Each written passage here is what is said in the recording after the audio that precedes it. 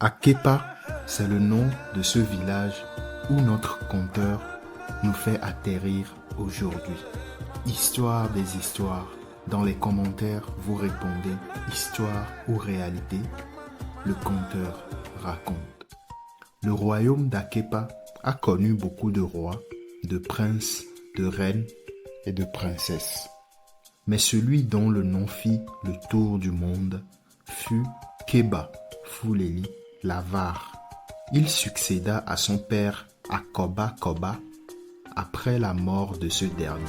Keba Fuleli n'a pas vraiment eu à passer les épreuves requises pour s'asseoir sur le trône d'Akepa, car il fut fils unique, aucun autre prétendant au trône, et le départ brutal de son père, le roi Akoba Koba, fut sans préavis.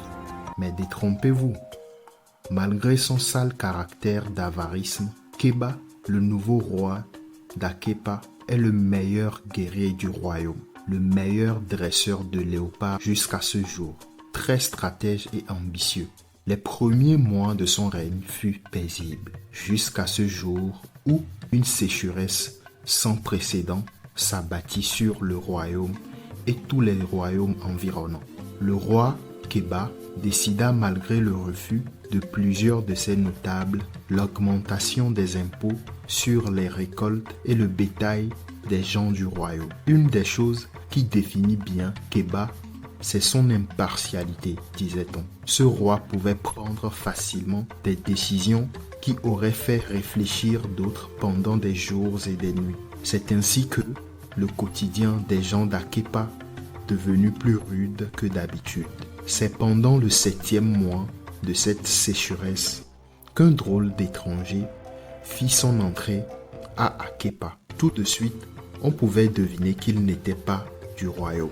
Homme de très petite taille, le visage sans émotion et un style de vêtements jamais vu auparavant, même dans les royaumes avoisinants. Ces drôles d'hommes avaient comme une légère brillance qui émanait de lui.